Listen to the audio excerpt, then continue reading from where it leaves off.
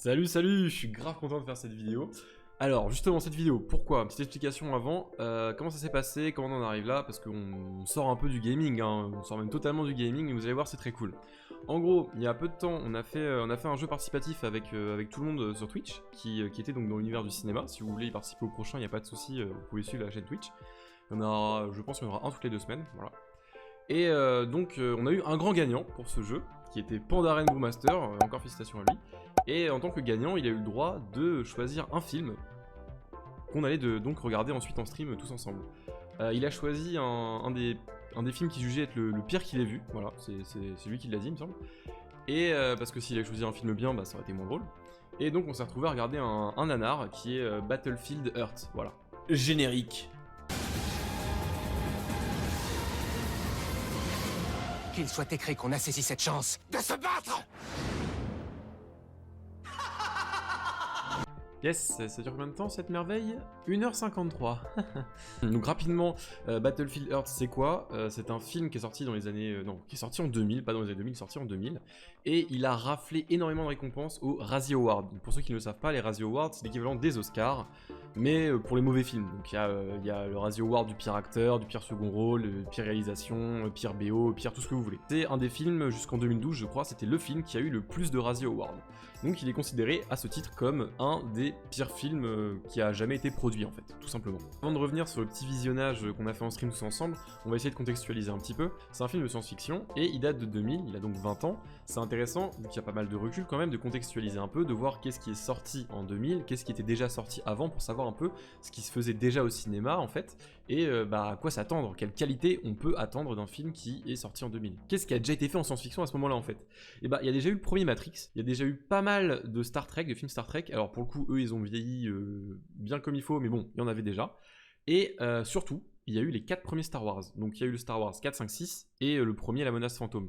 Donc en termes d'effets spéciaux, on sait quand même faire des choses. Il y avait déjà aussi le premier Blade Runner qui était déjà sorti, il y a aussi le 2001 l'Odyssée de l'espace, enfin... Bon, c'est pas un domaine la science-fiction qui débutait. Ensuite, si on regarde rapidement le casting, il y a 3 noms qui se détachent. Donc il y a John Travolta, qui avait déjà fait Pulp Fiction à cette époque-là, donc qui était déjà bien connu, et Grease surtout pour les plus anciens. On a Forest Whitaker, donc on retrouvera plus tard par exemple dans Rogue One ou encore dans Black Panther. Et on avait Barry Pepper, qui avait déjà eu des rôles, donc qui a déjà joué dans Il faut sauver le soldat Ryan et La Ligne verte. C'est important de dire ça parce que ça souligne le fait que c'est pas un film qui se voulait léger ou sans prétention. Il voulait vraiment faire un blockbuster, il voulait faire au moins une trilogie, dans le style science-fiction qui avait plutôt le vent en poupe à l'époque, avec Star Trek, Star Wars, Matrix. Donc il y avait une volonté de faire un truc solide. Oh là, Attends, quoi? Pourquoi c'est de l'allemand? Donc le film commence, alors oui, le générique est en allemand parce que j'ai trouvé une version VF, mais pourquoi c'est en allemand, ne me demandez pas.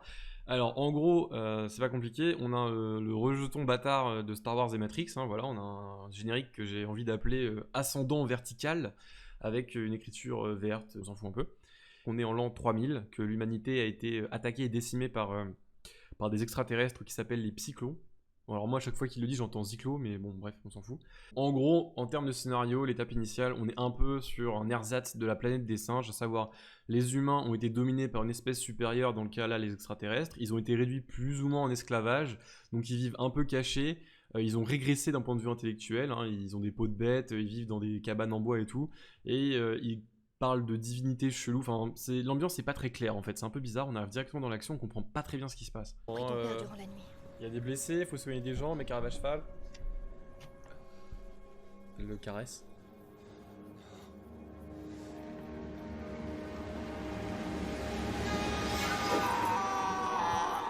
Quoi? Bon alors là on va accélérer rapidement parce que honnêtement au début il y a vraiment rien à dire.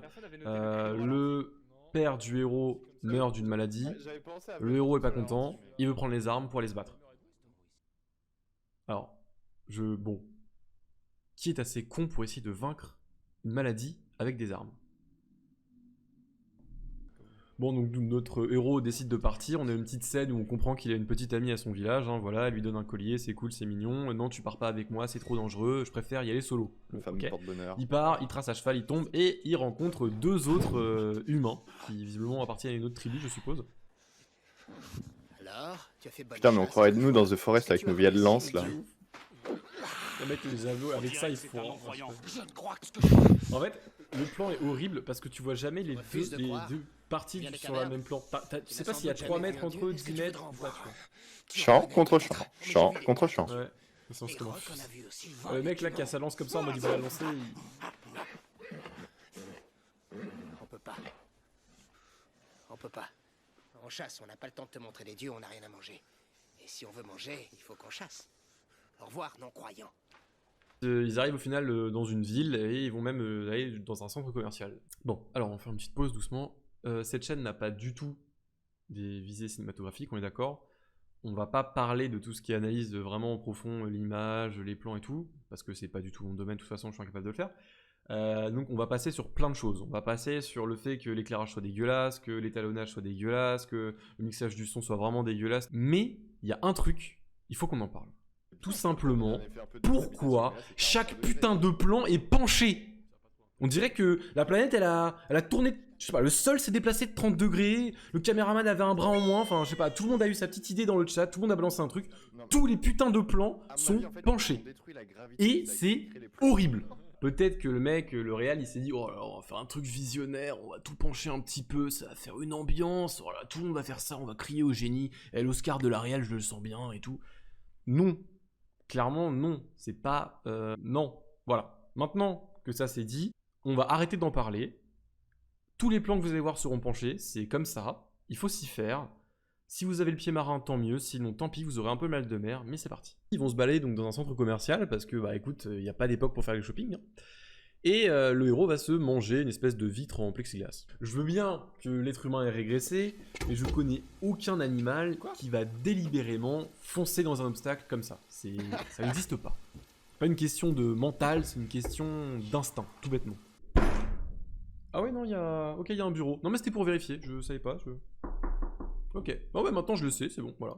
Et ils sont interrompus dans cette bonne ambiance par un tir qui, bon, c'est un extraterrestre qui se ramène, hein, on va arrêter le suspense tout de suite. L'aspect, il faut qu'on en parle, l'aspect non épique des scènes d'action. Les tirs, des espèces de lasers qui ne font pratiquement pas de bruit, ils sortent de nulle part, on les voit à peine, il n'y a pas d'impact, il n'y a pas d'explosion, il y a... Ah si, il y a un impact là, regardez bien. Alors, ça c'est le top des effets spéciaux. L'impact était déjà là avant. Ils ont juste rajouté en post-prod un petit rayon de lumière. Devant ces situations critiques, le héros va faire les fameux mudras techniques jutsu d'invocation du cheval. Et son cheval va arriver par l'entraîneur escalator 2B du centre commercial en courant de manière héroïque et... Attendez, il est mort là? Mais qu'est-ce qu'il a tué? Ah, vous voyez le petit rayon là? Ouais, ça l'a tué. Ah c'est violent les armes extraterrestres, hein. On dirait pas comme ça, mais... c'est dangereux, hein.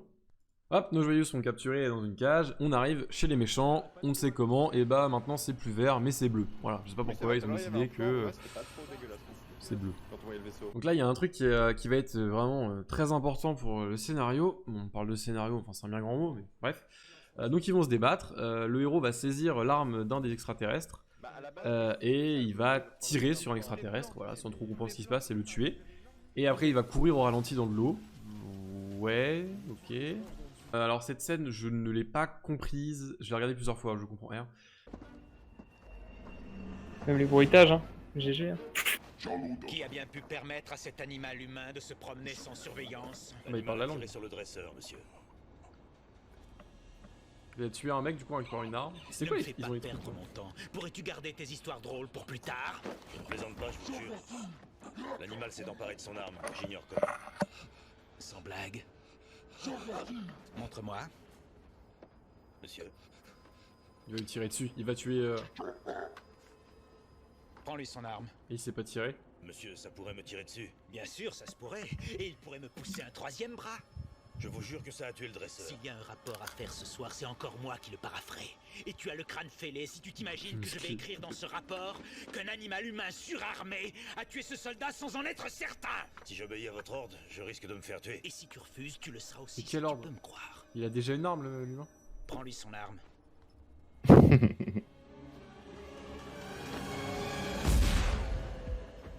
Bah oui, enfin oui, c'est une arme, ça tue, enfin je comprends pas très bien.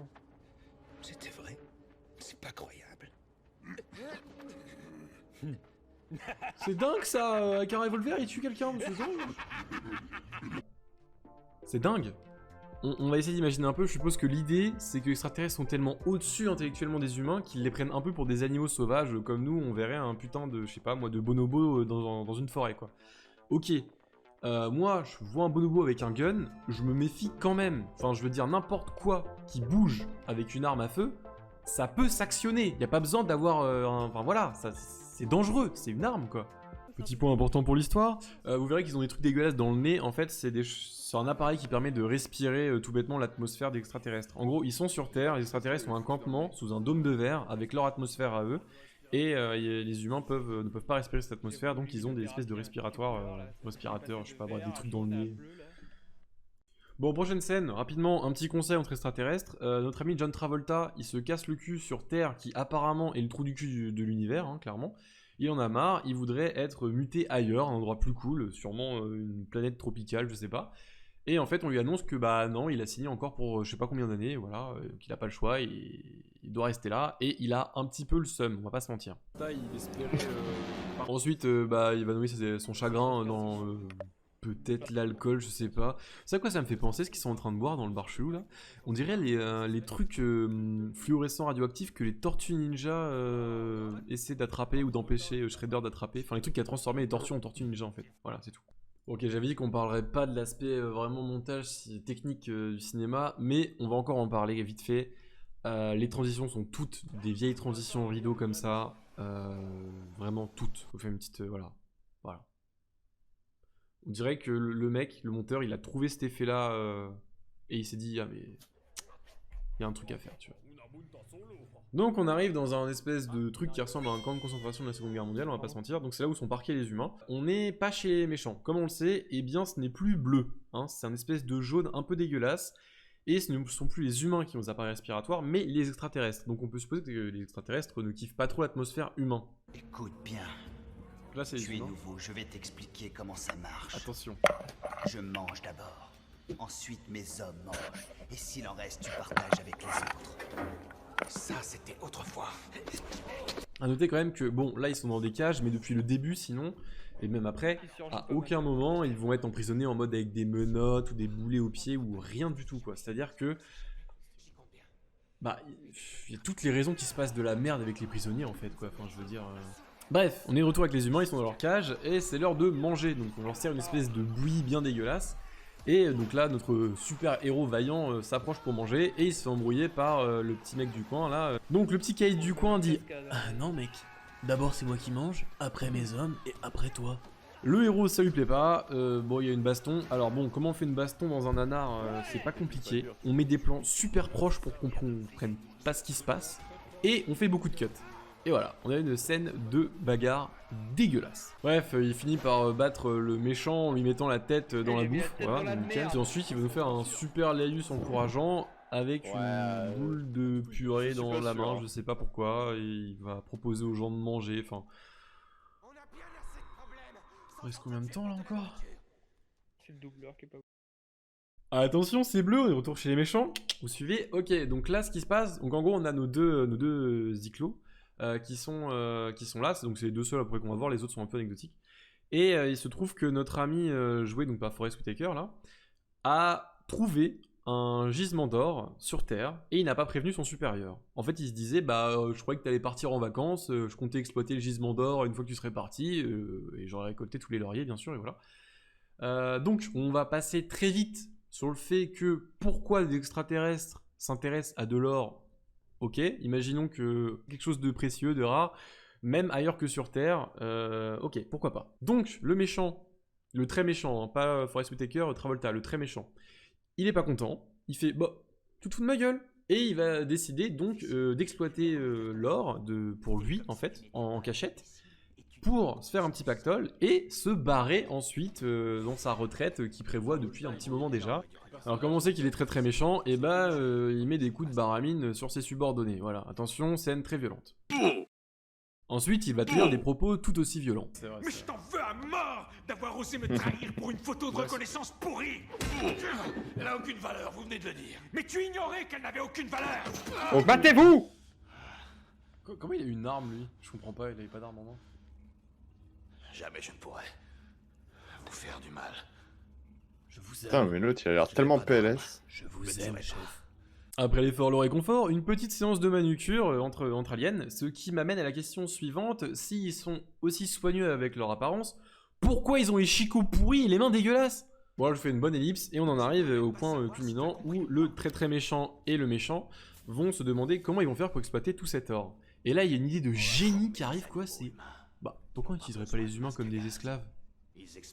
Donc là, en fait, ils sont en train de parquer des humains dans des cages, ils les nourrissent. Bon, ils les attachent pas et tout, ce qui fait qu'il y a des rébellions qui doivent arriver au moins 3 fois par jour, donc ça doit être un peu le bordel. Ils ont des gardes qui meurent en plus parce que les humains prennent leurs armes et leur tirent dessus. Mais ils s'en servent pas. C'est-à-dire que les humains sont pas vraiment réduits en esclavage, ils sont juste entassés comme du bétail. Alors je sais pas trop ce qu'ils en font, peut-être qu'ils les engraissent pour les manger après, peut-être, je sais pas. Mais visiblement, ça ne leur était pas venu à l'esprit d'utiliser des humains pour faire des travaux manuels. L'enjeu, en fait, c'est de faire, d'utiliser des humains, leur apprendre, leur confier du matériel pour exploiter des mines, enfin un gisement du moins, sans que les autorités du dessus s'en rendent compte, parce qu'on est d'accord que le méchant, il est très très méchant. Il veut l'or juste pour lui. Donc il va élaborer un plan mais machiavélique. Il va faire semblant de laisser les humains s'échapper. Mais je sais pas pourquoi en fait. Bref, du coup les humains s'échappent, voilà.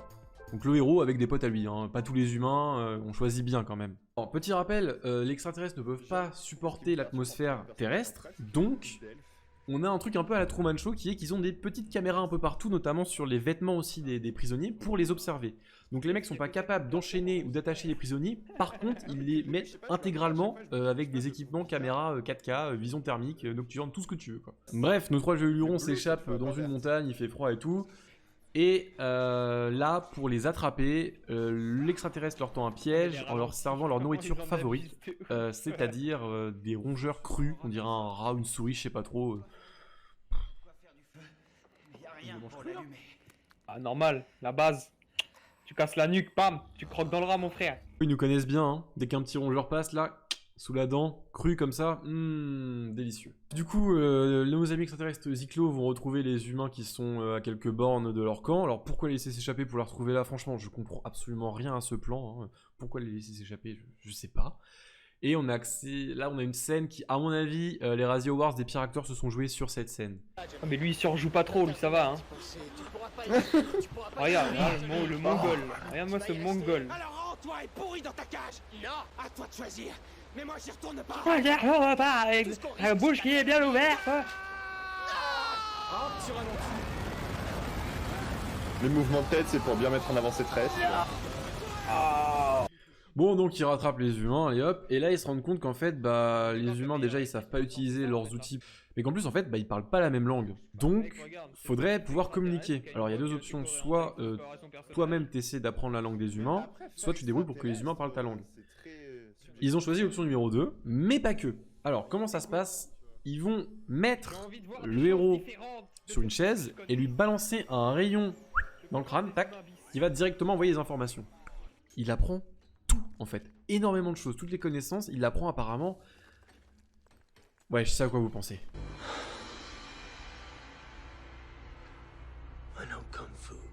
Mais non, c'est pas tout à fait ça. Il apprend par exemple le triangle isocèle. Et oui, attention, démonstration de ce qu'est quelqu'un d'intelligent. Tous ces côtés. On va apprendre à se laver les cheveux, en fait.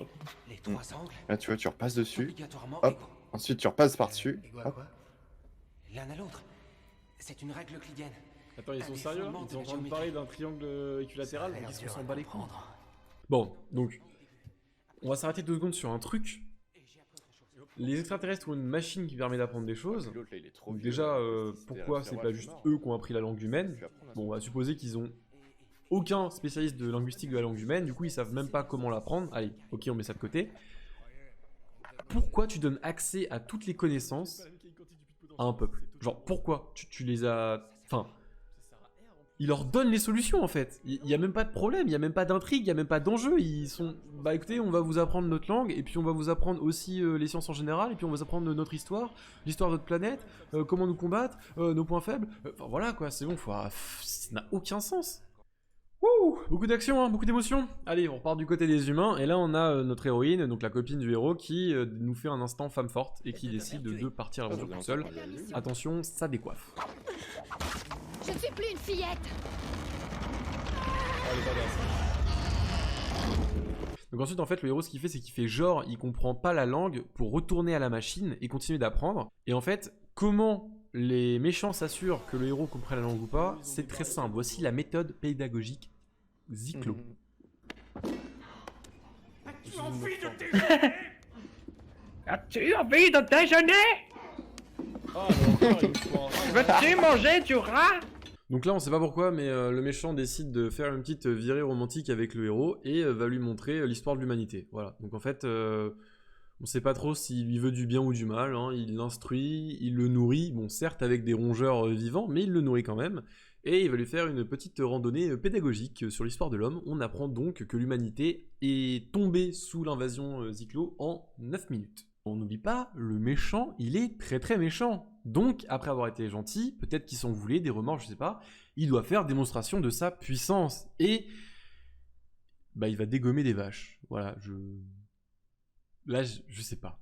Franchement, Ouais. Pas mal comme traduction. Permettez-moi de vous montrer. Ça existe, les bas de vaisseau. Ils font quoi là? Ils tuent des vaches? Putain, il lui a pété la patte. Bref, alors que le héros a commencé à avoir un plan pour essayer de combattre l'armée extraterrestre, mince alors, qui est-ce qui a été capturé?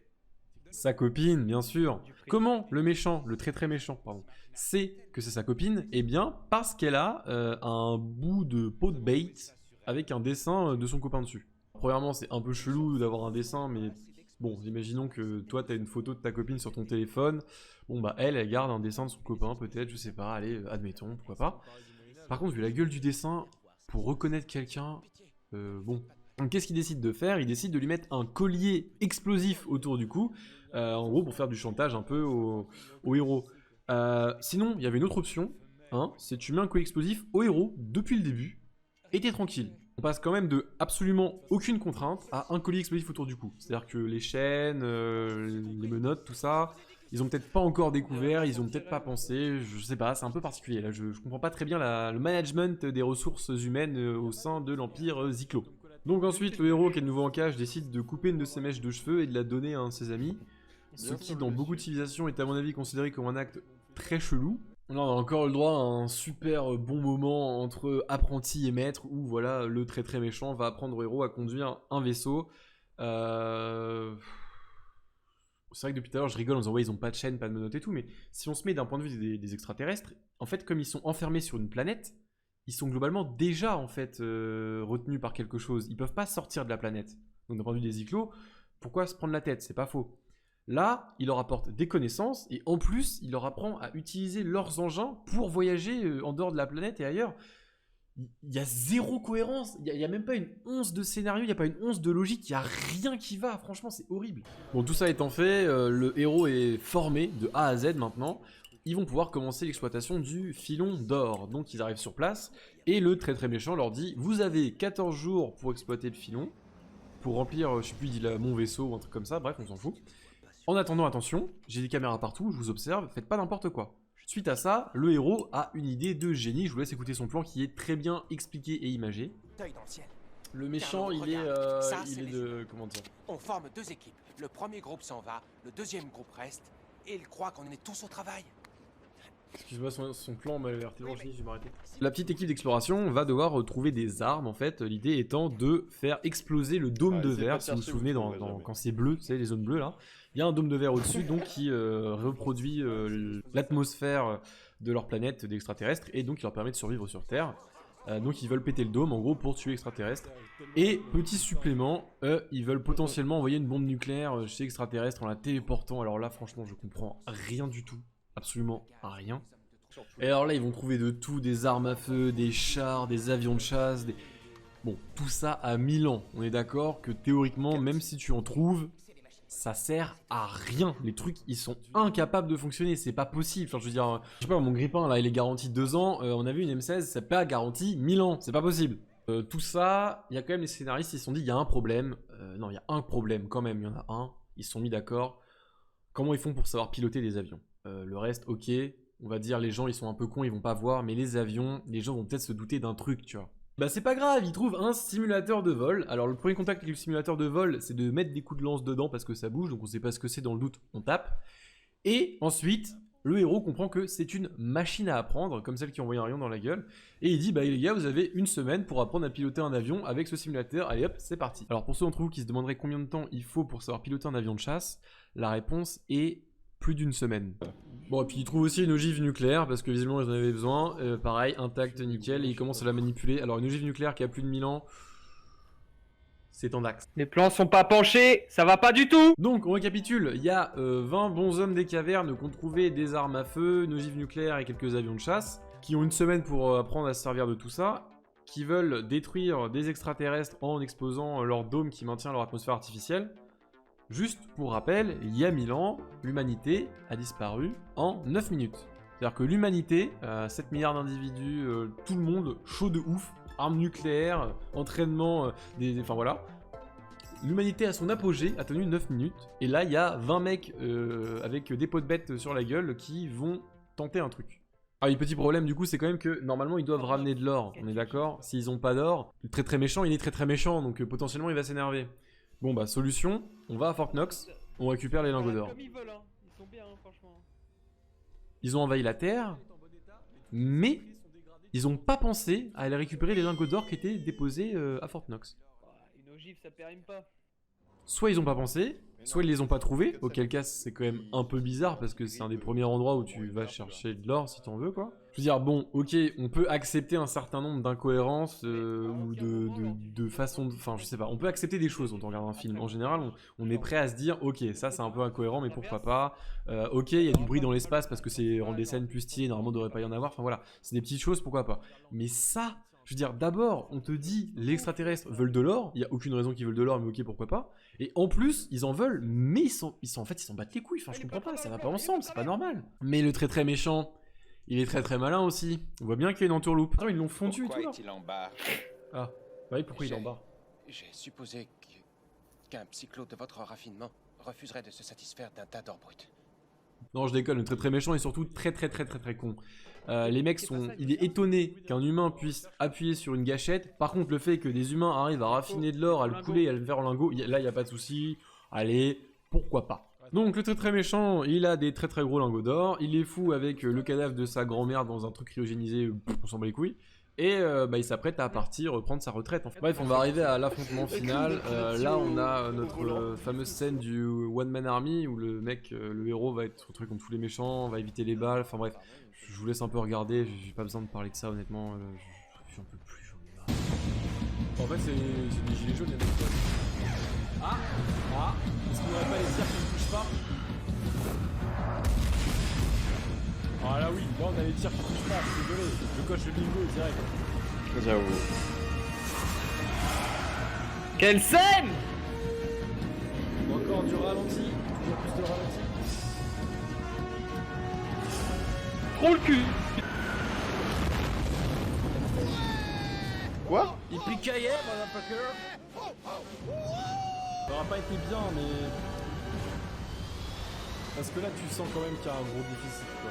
Bon, le plan en gros a un peu échoué, le dôme s'est pas cassé, mais seulement effrité, mais heureusement, Carlo est sur le coup. Carlo, faut s'occuper du dôme. Spinner joue à Candy Crush, c'est possible. faire s'écrouler.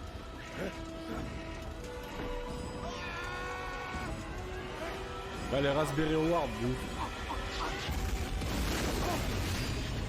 Razzie attribué dans un seul film. Le film est vraiment gagné le prix du pire film de la décennie des Razzie Awards. Et Carlo, il est pas bête, il voit des boîtes avec marque explosive, il voit qu'il a un bazooka, il y a un truc à faire. D'amour là, Vous me pas décevez, encore là. les deux morts.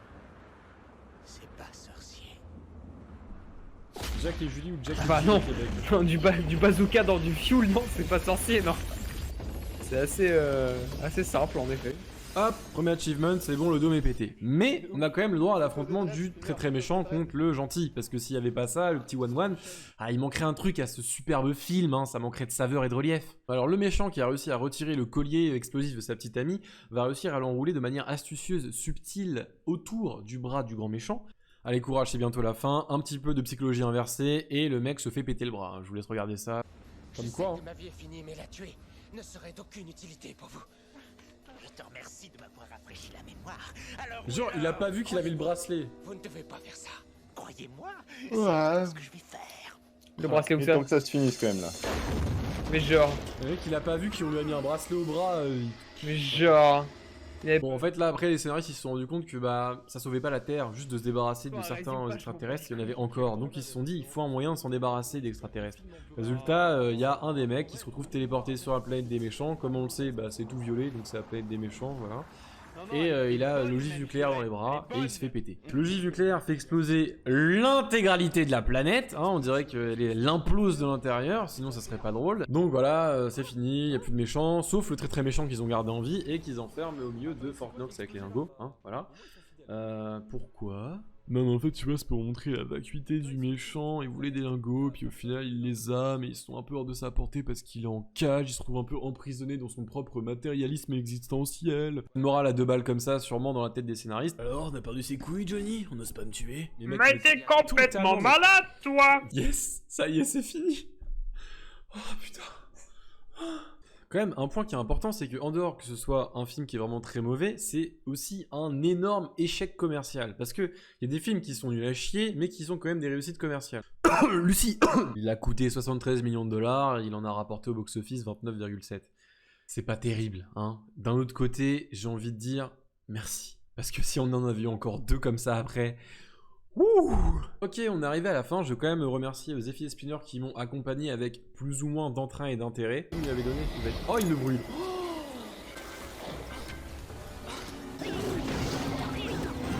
Puis aussi remercier ceux qui ont participé à la soirée cinéma, parce que bah voilà, c'est le genre de concept qui en fait, si jamais j'étais tout seul à regarder un film, ça serait vraiment pas cool. Et le fait que ce soit vous qui le proposiez, que ce soit vous qui interagissiez avec et tout, ça rend le truc vachement plus vivant et vachement plus intéressant aussi à faire. Sauf toi, Pandaren Brewmaster, je te remercie pas, parce que c'est à cause de toi qu'on a regardé ça quand même. Si jamais vous voulez participer à la prochaine soirée ciné ou tout simplement proposer un film pour la prochaine soirée, je vous conseille de rejoindre déjà la chaîne Twitch et aussi pourquoi pas le compte Twitter, voilà, pour savoir un peu quand ça se passe et comment. Sur ce, bah voilà, moi j'ai plus rien à dire, donc atmosphère de méchant, transition de fin.